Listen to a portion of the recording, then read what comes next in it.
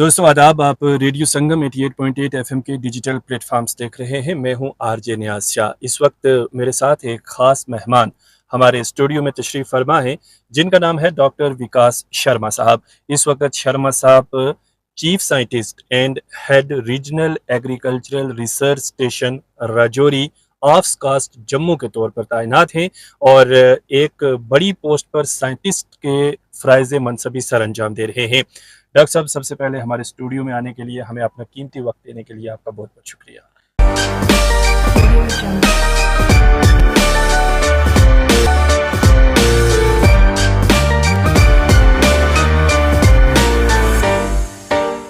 शुक्रिया नियाज शाह साहब, आपने हमें समय दिया और अपनी बात रखने के लिए, तो आपका बहुत बहुत शुक्रिया। और सबसे पहले तो मैं आपको इस इनिशिएटिव के लिए इंडियन आर्मी को और आपको भी बहुत बहुत बधाई देता हूं कि आपने इस बॉर्डर बेल्ट के शायद ये कुछ लास्ट जो गांव है उनमें से एक में यहाँ पर ऐसा इनिशिएटिव लिया है।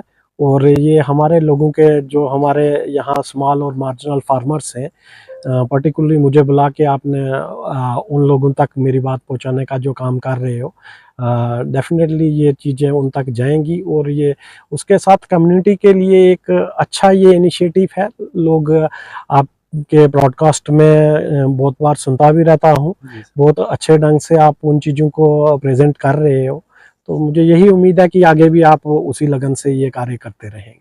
बहुत शुक्रिया डॉक्टर साहब। हमारी भी ये कोशिश है कि हम आप जैसे लोगों के साथ मिलके अपनी पब्लिक को अवेयर करें और उन तक जानकारियाँ पहुँचाएं। सबसे पहले सर, मैं आपसे जानना चाहूँगा कि आज हम यहाँ पर होने वाली जो फसलें हैं, जो क्रॉप्स हैं, उनके बारे में बात करेंगे। और ये एक हिली इलाका है, तो वह यहाँ पर किस तरह का काम किया जा सकता है जिससे हमारे किसानों को और हमारे इस इलाके के लोगों को ज़्यादा से ज़्यादा फ़ायदा हो। तो बहुत मुख्तसर वक्त में हम आपसे बहुत सारी जानकारी निकालने की कोशिश करेंगे। सबसे पहले सर, मैं आपसे जानना चाहूँगा कि फ़सलों को सबसे ज़्यादा कौन सी बीमारियाँ लग रही हैं और आपके हिसाब से उनकी वजह क्या हो सकती है? शाह साहब, जब आप फसलों के अंदर बीमारी की बात करेंगे तो हर क्रॉप के लिए हर अलग अलग बीमारी से है, ठीक है। अगर पर्टिकुलरली जब आप राजौरी की बात करेंगे तो हमारे यहाँ जो मेजर हमारे जो क्रॉपिंग सिस्टम है, जो मेज वीट एक सिस्टम है कि मक्की लगाते हैं, मक्की के बाद लोग कनक लगाते हैं। उसके साथ दूसरा सिस्टम हमारा आता है राइस वीट, जहाँ कुछ जगह राइस बरसीम सिस्टम है। तो उसमें मैं एक चीज आपको बता दूं कि कोई भी आप जब बीमारी की बात करते हो ना, बीमारी के मेजर 3 सोर्स हैं सर। या तो आपकी वो साइल से आएगी, जमीन से, ठीक है। दूसरा, या तो वो सीड से आएगी, और तीसरा उसका सोर्स क्या होता है, एनवायरनमेंट। एनवायरनमेंट का मेरा मतलब है कि या वो हवा से आएगी। 2 चीजों पे जो किसान है उसका डायरेक्टली कंट्रोल कर सकता है। और वो 2 चीजें क्या है? सबसे इजी कंट्रोल किसका है? सीड का। क्योंकि सीड जब भी आप, मोस्टली आपने देखा होगा कि चाहे वो मेज है, चाहे आप मक्की है, चाहे वो गेहूं है, इसके बीच एक पैकेट आता है सीड का। और कोई भी मेजर जितने भी सीड्स हैं, सीड बॉर्न डिजीज जितनी है, उनसे बचने के लिए 2 ग्राम पर केजी ऑफ सीड के लिए उसकी जरूरत होती है।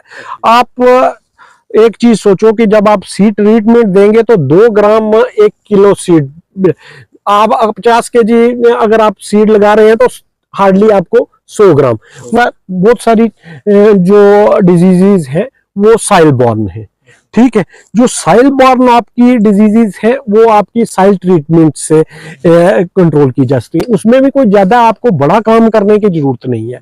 जैसे अब ये हमारा समय आगे खरीफ का समय आना है, पर्टिकुलरली मैंने यहाँ एक अपने लोगों के अंदर एक टेंडेंसी देखी है कि जब मॉइस्चर अवेलेबल होता है, जब मैंने आप लोकल उसमें लैंग्वेज में जब बत्तर पड़ा है तो तब उन्हें ट्रैक्टर की याद आती है, ठीक है। बट आप पीछे चले जाओ, जब लोगों के पास बैल थे तो वो एक चीज क्या थी कि गर्मियों में एक जुताई वो जरूर करते थे। जब वीट उनकी कट गई उसके बाद एक जुताई करते थे, क्योंकि साइल के अंदर जितने आपके माइक्रोब्स वगैरह जो हार्मफुल थे वो क्या हो जाते थे कि थ्रू सनलाइट ही इतनी गर्मी, इतनी हीट होती थी, जब आप उसे ओपन करते थे तो वो सारे उसी से खत्म हो जाते थे। बट आज की डेट में क्या हो रहा है कि ट्रैक्टर, उधर से बारिश पड़ी, ट्रैक्टर आया तो हमने सीड लगा दिया। ठीक है, एक तो जरूरी है कि जो साइल की ट्रीटमेंट सिर्फ एक टीलेज से ही, आप एक जुताई से ही बहुत सारी साइल बॉर्न डिजीजेस जो है वो आप कम कर सकते हैं। और तीसरा, जो रही एयर के द्वारा ट्रांसमिट होती है और उसमें ज्यादा किसान के अपने हाथ का कंट्रोल नहीं होता, वो जब वो आपकी बीमारी जो है वो आएंगी। ठीक है, और उसके बाद के जो रेमेडियल मेजर्स है वो आप इसी ऑर्गेनिक, यहाँ एग्रीकल्चर अगर पर यहाँ आप कंजम्पशन देखो अपनी डिस्ट्रिक्ट की तो बहुत लो है हमारा, पर्टिकुलरली केमिकल्स में, पेस्टिसाइड में और वीडिसाइड में। नो डाउट फर्टिलाइजर हम लोग यूज कर रहे हैं, वो भी इनडिस्क्रिमिनेट यूज कर रहे हैं, जिसमें बैलेंस नहीं है, क्योंकि लोगों को सबसे सस्ता मिलता है यूरिया, तो वो उसी यूरिया के उसी पे जा रहे हैं। कि जबकि एक थंब रूल है एनपीके के अंदर, आपने यूरिया जिसे आप डीएपी और पोटाश, ये तीन जो मेजर यहाँ फर्टिलाइजर है, उसमें एक थंब रूल है कि 4:2:1। आप मैं न्यूट्रिशन की बात इसलिए कर रहा हूं कि ये डायरेक्टली रिलेट किसे करता है, जब आपका फास्फोरस अच्छा होगा, क्योंकि आपको नाइट्रोजन जो देगा वो तो सिर्फ ग्रोथ के लिए और अच्छा उसे हरा वो देगा, बट उसके अंदर उसका सीड की क्वालिटी, उसके रोग के प्रति उसकी जो लड़ने की जो क्षमता है वो कौन उसे देगा? वो उसे फास्फोरस देगा, वो उसे पोटास देगा, वो उसे माइक्रोन्यूट्रिएंट देगा, वो चीजें।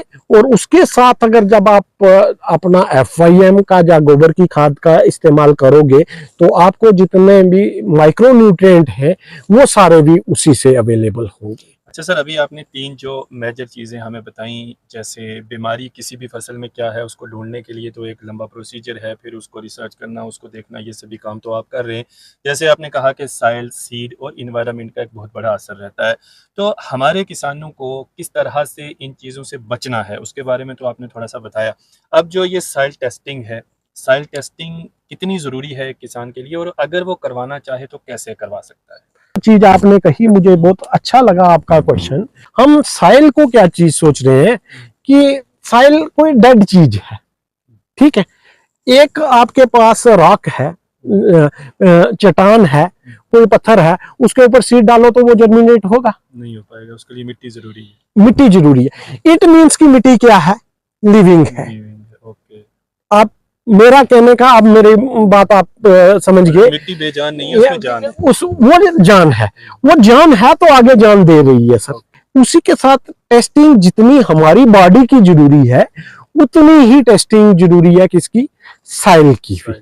आज आपको ये, आप एक ब्लैंकेट रिकमेंडेशन दे रहे हैं कि आप इतना यूरिया डालो, इतना पोटाश डालो, इतना फास्फोरस डालो, इतने आप माइक्रोन्यूट्रिएंट डालो, या आप इतनी FYM डालो, जब तक आपको यही नहीं पता कि मेरे साइल के अंदर नाइट्रोजन का लेवल क्या है, मेरे साइल के अंदर फास्फोरस का लेवल क्या है, मेरे साइल के अंदर पोटाश का लेवल क्या है, मेरे साइल, ये मेजर न्यूट्रिएंट के बिना मेरे साइल के अंदर जो माइक्रो न्यूट्रिएंट्स हैं उनका लेवल क्या है, उससे दो चीजें होंगी। एक तो आप जो डेफिशिएंसी होगी वो करेक्ट करेंगे, दूसरा जब किसान उसे डालेगा तो वो एक्सेसिव नहीं डालेगा और उसका वहां से भी पैसा उसे बचेगा। अपना सैंपल दीजिए, वो सैंपल लेने का पूरा ढंग है कि आपने छाया वाली जगह से नहीं लेना है, यहाँ गोबर आपने डाल रखा है वहां नहीं लेना है, ये सारे चीजें वो एक सैंपल लेके आप जाएंगे। ख्योरा में इनकी एक साइल लैब है, वहां आप सैंपल दोगे तो आराम से आपको टेस्ट, अगर किसी को और नहीं करवाना तो हमारे पास आ सकता है। आज की डेट में तो मतलब कि विदिन 5 मिनट आपको रेडी रिपोर्ट आपको मिल जाती है। इसकी कुछ कॉस्ट होती है? फ्री? ये फ्री, इसकी उसकी कोई कास्ट नहीं है। सॉइल टेस्टिंग जो है वो बहुत ज़्यादा ज़रूरी है। अगर हमारे किसान ज़मीन से बेहतर फसलें उगाना चाहते हैं तो उनको अपनी मिट्टी की जांच करवानी चाहिए, जो आपकी तरफ से एग्रीकल्चर डिपार्टमेंट की तरफ से फ्री ऑफ कास्ट की जा रही है। अच्छा सर, अभी जो है ना वो मौसम की जानकारी हासिल करना किसानों के लिए बहुत ज़्यादा ईजी हो गया है। आज का वक्त ऐसा आ गया है और आपकी तरफ से भी जो है वो वेदर फोरकास्ट जो है वो एक बुलेटिन चलाया जाता है, जैसा कि हमें सोर्सेज से जानकारी मिली है। तो मौसम की जानकारी लेकर किसान किस तरह से अपनी फसलों को बढ़ा सकता है और ये एडवांस में जो वेदर फोरकास्ट है ये कितनी कारगर और कारामद साबित हो सकती है हमारे किसानों के लिए? हमारे यहाँ से राजौरी के 19 ब्लॉक्स, उसके साथ पुंछ, रामबन अच्छा। और डोडा, इन डिस्ट्रिक्ट के लिए भी एडवाइजरी जाती है। तो राजौरी के अंदर जाएंगे तो पूरे राजौरी के अंदर आपको जो ओल्डेस्ट ऑब्जर्वेटरी मिलेगी, एग्रोमेट ऑब्जर्वेटरी, जिससे कि मौसम के जितने भी पैमाने हैं, चाहे वो बारिश हो है, चाहे वो टेम्परेचर है, चाहे वो आपका वेपोरेशन है, सनशाइन है, ये सारी चीजें यहाँ मापी जाती हैं, वो आपको हमारे स्टेशन पे ही मिलेंगी। उसके साथ ही हमारे अब एक ऑटोमेटिक वेदर स्टेशन भी है, और फिर जो हमारे जिसका डायरेक्ट लिंक इसके साथ है आईएमडी के साथ, जो पूना में है, और आईएमडी के थ्रू और श्रीनगर सेंटर के साथ मिलते हुए फिर हम क्या करते हैं कि वाई वीकली की सप्ताह में 2 बार, मंगलवार और शुक्रवार की, आगे आने वाले 3 दिन उनका मौसम कैसा यहाँ रहेगा, उस और सिर्फ मौसम कैसा रहेगा नहीं, हमारा जो बुलेटिन है उसमें क्रॉप स्पेसिफिक होता है कि इस टाइम जैसे आपकी वीट की क्रॉप है, कौन सी स्टेज पे ये क्रॉप चल रही है। अभी आप सामने देखो तो हमारा इस टाइम ग्रैंड फिलिंग चल रहा है, तो इस टाइम अगर बारिश होती है तो हमें क्या करना चाहिए, अगर बारिश नहीं हो रही तो हमें क्या करना चाहिए, क्योंकि अगर हमें पता है कोई हमें स्प्रे अपना शेड्यूल करना है स्प्रे का, तो कोई इंसेक्टिसाइड देना है, कोई पेस्टिसाइड देना है, कोई फंजीसाइड देना है, तो हमें जब इवन कि आपने फर्टिलाइजर की कोई डोज देनी है, अगर आपको पता है कि यार शाम को बारिश हो जाएगी, तो वो अगर और टाइम पीरियड उसको नहीं मिल पाएगा तो वो आपका नहीं कर पाएंगे। ठीक, तो मतलब कि ये जो वेदर फोरकास्ट है ये किसानों के लिए काफ़ी फायदेमंद है और आपकी तरफ से हफ्ते में 2 बार ये बताया जा रहा है, जो एक बहुत अच्छी बात है। और हमारे जिन किसानों को पता नहीं है वो सुन ले। अब रेडियो संगम पर भी हम बहुत जल्द ये कोशिश करेंगे कि आपके लिए ये वेदर फोरकास्ट जो है वो डॉक्टर साहब की हेल्प से आप तक पहुँचाएँ। तो सर, क्लाइमेट चेंज की आपने थोड़ी सी बात की, उसकी वजह से हमारी फसलों को बहुत सारा नुकसान होता है। तो अब ये जो क्लाइमेट चेंज है ये हमारे प्लांट्स, क्रॉप्स वगैरह को और डिजीज़ पर इसका क्या कोई मेजर असर पड़ रहा है, और क्लाइमेट चेंज से क्या अब बीमारियां ज़्यादा हो गई हैं हमारी क्रॉप्स और प्लांट्स में? शाह साहब, जब आप इंडिया की बात करते हो ना, जी सर, तो क्लाइमेट चेंज को साथ जोड़ते हो तो मुझे थोड़ी सी ना कुछ फिगर्स याद आती है। जिस कंट्री की 145 करोड़ पॉपुलेशन हो और उसमें से 51% डायरेक्टली किस पे डिपेंड हो, एग्रीकल्चर, जिनका ज़राई जिनका मुख्य शोबा है, और डायरेक्टली वो किस पे डिपेंड है, एग्रीकल्चर, और उसकी एग्रीकल्चर 90% किस पे डिपेंड हो, मानसून पे, बारिश पे। वीट के अंदर भी चाहे कोई भी क्रॉप है, उसके इरिगेशन के लिए उसकी क्रिटिकल स्टेजेस है, ठीक है, उस स्टेज पे उसे मॉइस्चर रहना, उसे पानी मिलना बहुत जरूरी होता है। और दूसरी चीज कि कोई भी साइंस जिसके अंदर ह्यूमन टच नहीं है ना, वो विनाश की तरफ जाता है। और जितने भी हम पर्टिकुलरली जितने हमारे पहाड़ हैं, वो चाहे वो आप उत्तराखंड कहो, हिमाचल कहो, जम्मू कश्मीर, पूरे वो ज्यादा फ्रेजाइल है। इसमें ये जो क्लाइमेटिक जो कंडीशन, जो डिस्टरबेंस रहती है, कैसे आप जितने भी आप बादल फटते हुए देखोगे, जा उत्तराखंड में, जा हिमाचल में, जम्मू कश्मीर में, इतना फ्रीक्वेंटली और कहीं आप कंट्री में नहीं। क्यों? क्योंकि जब आप पहाड़ के साथ ज्यादा, जो एक मुझे एक चीज और लगती है कि पहाड़ के साथ ज्यादा छेड़छाड़ भी ना अच्छी नहीं। मतलब नेचुरल को छेड़ोगे तो वो छोड़ेगा नहीं, नहीं। सिंपल सी बात है। तो हमारा जो क्लाइमेट चेंज है वो हमारे हाथों की ही देन है। अच्छा सर, आप एक साइंटिस्ट हैं और आपका काम जो है वो इन जो ये फसलें हैं या हमारे जो प्लांट्स हैं, इनकी डिजीज़ को परखना, ढूंढना, उनके लिए मेडिसिन तैयार करना और रोकथाम के लिए आप कोशिशें करते हैं। तो आप क्या समझते हैं कि आने वाले 10 सालों में ये जो हमारी क्रॉप्स और जो हमारे प्लांट्स हैं, उनको जो डिजीज़ लग रही हैं, तो क्या उनमें कोई नया इनोवेशन होने वाला है या हो सकता है? इसके लिए क्या प्रिपरेशंस चल रही हैं? आज का अगर आप समय में बात करोगे तो जो एआई रिलेटेड जितना सब कुछ हो रहा, आर्टिफिशियल इंटेलिजेंस से आप देखो, एक आपके पास, क्यों हर किसी के पास स्मार्टफोन है, तो आपने एक क्लिक करना है, आपको 100% डायग्नोज उस पर आपको आ जाना है। ठीक है, उसके साथ जितना आने वाले टाइम में अब जो साइंस का बहुत अलग दिशा में काम, अब मॉलिक्यूल लेवल पे काम हो रहा है, और मतलब कि आप डीएनए लेवल तक उस चीज पे जा रहे हैं। और क्रॉप के अंदर आप देखोगे तो एक थोड़ा थोड़ा शिफ्ट भी आपको, क्योंकि जैसे क्लाइमेट चेंज हो रहा है तो आपको सीजन ही अगर आप देखो तो आपका मेज का सीजन कहीं आपको आगे जाता मिलेगा, वीट का पीछे आता दिखेगा, कुछ ऐसी चीजें। और उसके साथ अडेप्टेबिलिटी बनाने के साथ साथ हमें अब एग्रीकल्चर के अंदर डाइवर्सिफिकेशन की बहुत जरूरत है। अब किसान को ये चीज नहीं है कि मैं मेज लगा रहा हूँ, मक्की लगा रहा हूँ और गेहूं लगा रहा हूँ। उसके जो ये जो चेंजेस हैं, चाहे वो डिजीज है, चाहे इंसेक्ट पेस्ट है, चाहे वो क्लाइमेटिकली है, इनके साथ उसे ये भी है कि अगर उसका एक पोर्शन कोई अगर आज की डेट में नहीं बच पा रहा किसी कंडीशन से, तो उसे वो दूसरी चीज से उसे वो भरपाई करनी होगी। तो सर, अगर हम पुंछ राजौरी की बात करें तो ये पहाड़ी इलाका है, जैसे आपने पहले ही बात की, और दूसरे इलाकों से थोड़ा सा हट के है। आपके हिसाब से इस इलाके में कौन सी ऐसी क्रॉप्स या प्लांट्स हमारे किसान उगाएं, उसकी तरफ मेहनत करें, तो वो पैसा भी अच्छा कमा सकते हैं और अपनी ज़मीनों का सही तरीके से प्रयोग भी कर सकते हैं?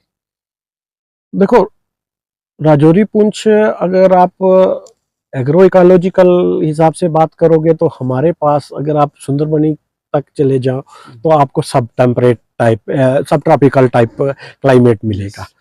नीचे शायद आगे आप आ जाओगे आपको इंटरमीडिएट जोन मिलेगा। अपर रीचेस थोड़ा सा अपर जाओगे आपको सेमी टेम्परेट मिलेगा। उसके ऊपर जाओगे तो आपको टेम्परेट का भी कुछ पोर्शन मिल जाएगा। मतलब कि हमारे जैसे कहते हैं ना, ब्लेसिंग इन डिस्गाइज, हमारे लिए इतना है कि ये कुदरत की तरफ से हमें आया है कि हमारे पास वो कोई ऐसा चीज नहीं है जो हमारे पास ना हो। हमारे पास हर वो चीज है। हाँ, वही चीज पहले मैंने कही कि अब हमें एक लीग से हटके सोचने की जरूरत है कि खेती हमें ये कि वो हमें प्रॉफिटेबल कैसे करनी है, और उसमें कुछ नयापन, नवाचार, जितनी देर किसी चीज के अंदर आप नवाचार नहीं लाओगे तब तक वो सस्टेन नहीं कर पाती। हमारे क्लाइमेटिक हिसाब से देखा जाए तो फ्रूट क्रॉप्स में आपके पास पिकन नट है और धीरे धीरे वो पेस पकड़ रहा है। उसी तरह स्ट्रॉबेरी बहुत सारे लोग लगा रहे हैं। फ्लोरिकल्चर का बहुत अच्छा स्कोप है। आप क्रॉप्स में देखो तो वेजिटेबल, और उनमें से भी लो वॉल्यूम हाई वैल्यू, जिनका वॉल्यूम कम हो और वैल्यू ज्यादा हो, उनकी तरफ लोग जा रहे हैं। और वो चीजें, और सिर्फ वो चीज नहीं, अगर आपने देखा होगा कि हमारी कंट्री के अंदर 2023 में एक इंटरनेशनल ईयर ऑफ मिलेट्स मनाया गया, और मिलेट्स के जितने, जिसे श्रीअन्न आप कहते हैं, वो अब दोबारा धीरे धीरे आप देखो को रिवाइव होने लगा। अब लोगों को उसके बेनिफिट्स भी पता चलने लगे।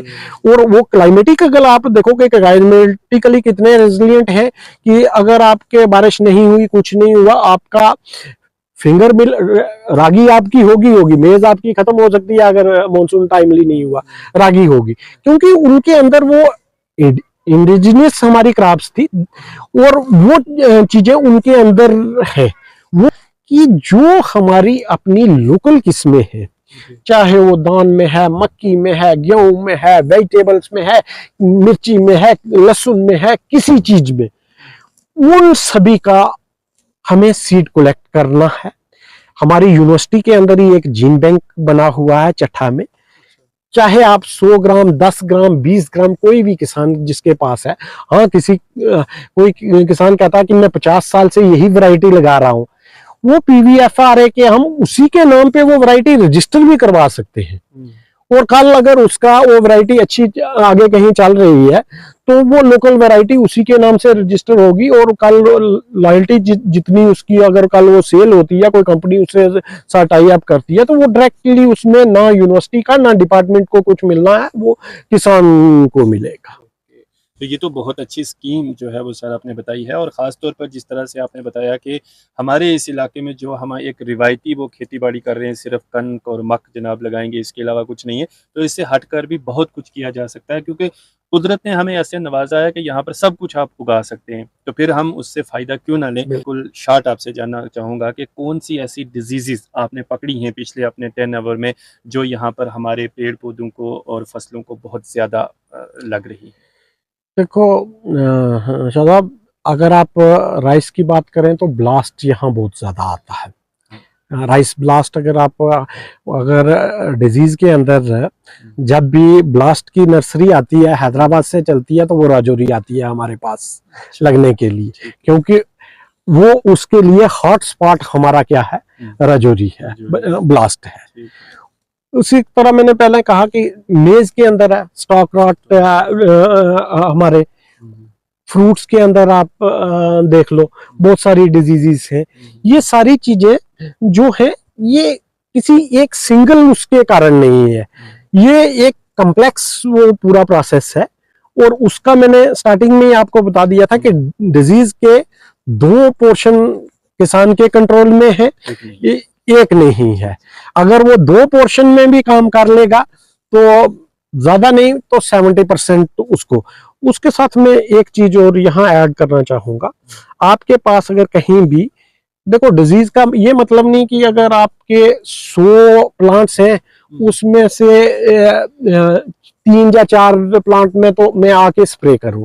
हमें एक थ्रेशोल्ड लिमिट होती है कि अगर मैं केमिकल डाल रहा हूं, केमिकल में 500 रुपए का डाल दूं, और उसमें से जो मुझे नुकसान होना है वो 50 रुपए का होना, तो किसान के लिए प्रॉफिटेबल क्या है, वो चीज भी समझने की जरूरत है। जो जरूरत है आप तक पहुंचने की, हल सभी चीज़ों के पॉसिबल हैं, और आज साइंस ने भी जैसे आपने बताया बहुत तरक्की कर ली है, और ज़्यादा घबराने के बजाय अगर हमारे किसान अपनी फसलों को सही तरीके से निभाएंगे, आपको साथ लेके चलेंगे, आपकी मदद लेंगे, तो उनकी फसलों में इजाफा होगा। अच्छा डॉक्टर साहब, आखिर में आपका क्या मैसेज रहेगा? रेडियो संगम 88.8 FM के प्लेटफॉर्म पे आप बैठे हैं, और यहाँ से हमारे लिसनर्स, हमारे किसानों, वो सभी लोग जो आपको देख और सुन रहे हैं, उनके लिए आपका क्या मैसेज रहेगा? मैं आपके रेडियो संगम से किसानों तक और सभी सुनने वालों से यही कहूँगा कि जो समय के साथ जो बदलाव हो रहे हैं, हमने उसी तरह हमने खेती के अंदर भी अपना बदलाव, कृषि के अंदर भी वही उसी पेस से वो चेंजेस लानी है।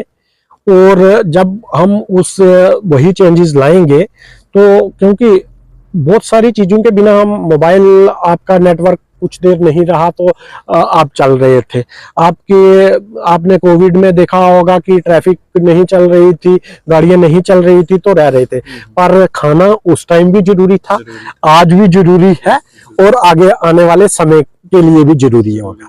और एटलीस्ट मेरा उन लोगों तक ये मैसेज जरूर है कि जिनके पास अपनी काश्त के लिए जमीन है, एटलीस्ट आप बेचने के लिए चाहे खेती नहीं करो, बट अपने खाने के लिए आप PDS सिस्टम पे डिपेंड नहीं रहो। स्वस्थ शरीर के लिए आपको स्वस्थ भोजन की जरूरत है, और वो भोजन जब आपके अपने खेत से आएगा तभी वो स्वस्थ होगा। बिल्कुल। तो बहुत अच्छा मैसेज सर ने दिया है जनाब कि आपके पास अगर थोड़ी बहुत ज़मीन है तो आप उस पर फसलें उगाइए, सब्जियां उगाइए और उन्हें खाइए, सेहतमंद रहिए, तंदुरुस्त रहिए। तो ये थे डॉक्टर विकास शर्मा साहब, जो chief scientist and head regional agricultural research station Rajouri of कास्ट जम्मू हैं, और आज ये हमारे स्टूडियो में आए। सर, एक बार फिर आपका बहुत बहुत शुक्रिया। Thank you so much.